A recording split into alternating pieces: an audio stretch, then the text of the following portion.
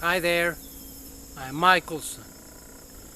Excerpt 17 of Letter 2, which we will read in a minute, goes on narrating Jesus' teachings. Once again, this excerpt refers to the great law of existence. As you sow, so shall you reap, inevitably, exactly. Please enjoy the reading. Letter 2, Excerpt 17. Jesus' teachings continued. The great law of existence. As you sow, so shall you reap. Inevitably, exactly.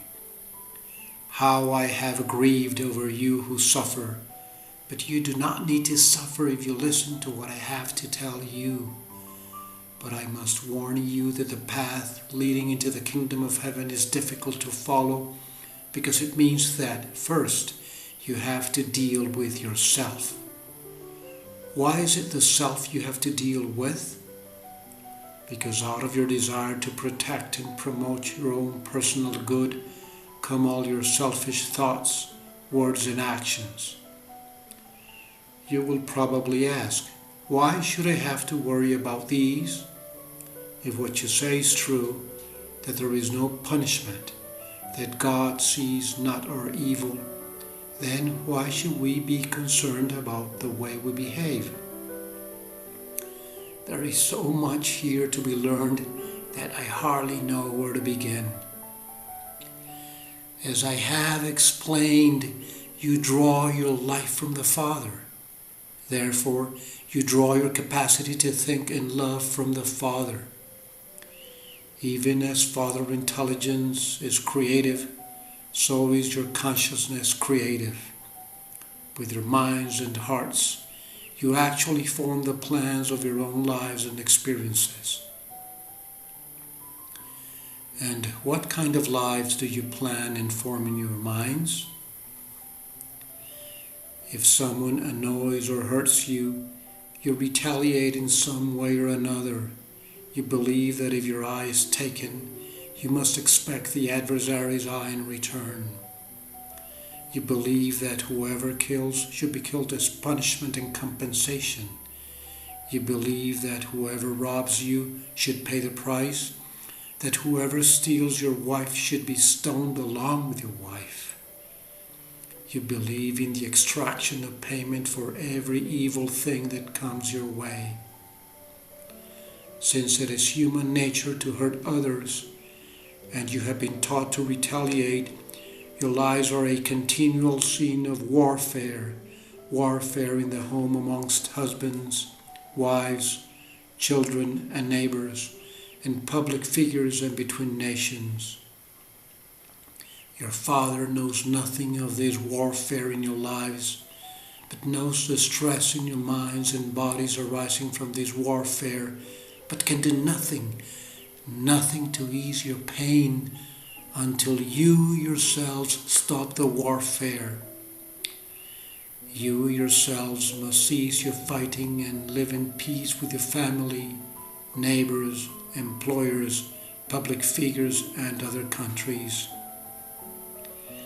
Only then can the Father love work take place in your minds, hearts, bodies, and lives. Only then will you be able to recognize and see the love work being done in you and for you by the Father. Remember also the great law, you reap exactly as you sow. You cannot pick figs from brambles, or grapes from thorn trees, or harvest wheat from weeds.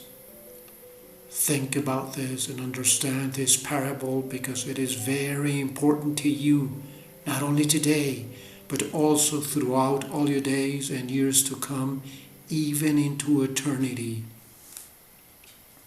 So, if you want to change your lives, change your thoughts. Change your words arising from those thoughts. Change your actions arising from the thoughts. What is in your minds will create all your experiences, your sickness, poverty, unhappiness, and despair.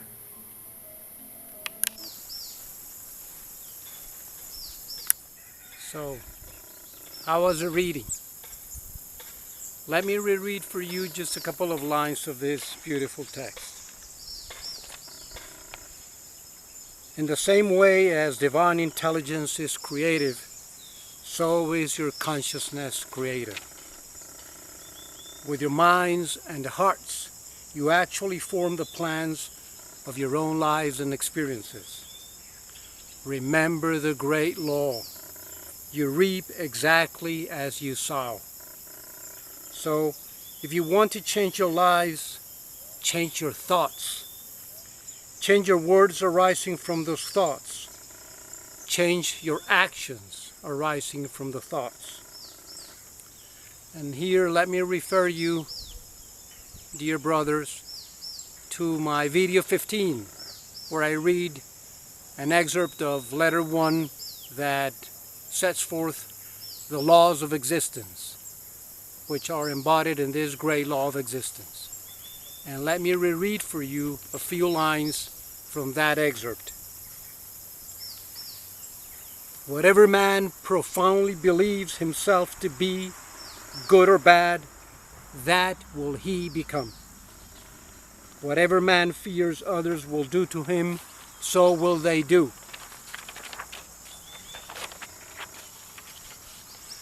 Whatever man hopes that others will do to him, he must first do to them. Whatever disease man dreads, so will he become prey to it. And all the above can be embodied in this powerful maxim. Whatever is sent forth from man's mind and heart returns to him in due course, in some form or another. This is the great law of existence. As you sow, so shall you reap. And dear brother, dear sister, until you accept, or while you not accept this reality, and consequently the reality that you are the only one responsible for your life, no one else but you, not your mom, not your dad, not your partner, not your children, not your boss, not your cat, not your dog, not anyone in any past life. It is just you, here and now. Until you accept that, or while you not accept that, nothing will really deeply change in your life. You may achieve and accomplish further levels or degrees of shallow happiness in many fields, in the field, the sentimental field, in love, in sex, or in material wealth, or in position in society, whatever, or in the arts. But that will be something that you would feel right here in the upper part of your chest.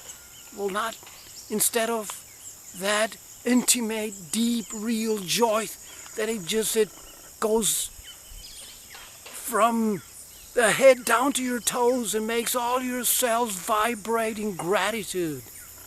Truly. Okay? Thanks so much for being here with me today once again. Please subscribe to my channel by hitting the button below. Give me a like if you liked this video, and thanks so much for sharing with friends. I'll see you tomorrow. I love you all. Hasta la vista, amigo.